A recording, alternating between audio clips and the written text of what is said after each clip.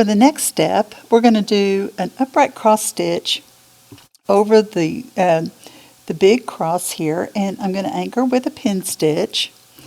Now I'm going to make my little pin stitch in the shape of a T, and it'll be covered by the upright cross stitch that we're going to do. So it can be a little bit tricky to get this in, but I think it's a much nicer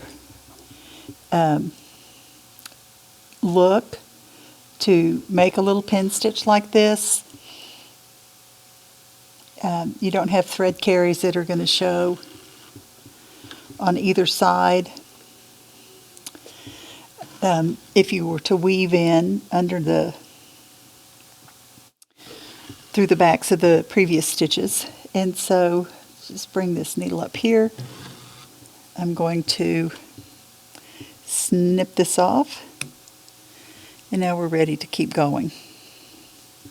So this upright cross stitch is over 4 canvas threads, and it just goes right over the center of the Chinese rice stitch base, just like that.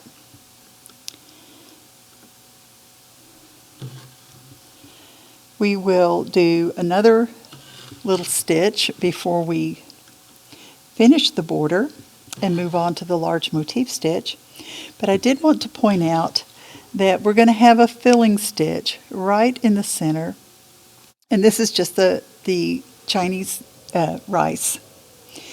And the reason why I'm doing it now as opposed to after the Walnetto is done is it can be very difficult to see the end points if you save it for the end. And so we're going to take care of it right now while we're stitching the rest of the rice stitches and have these threads in play.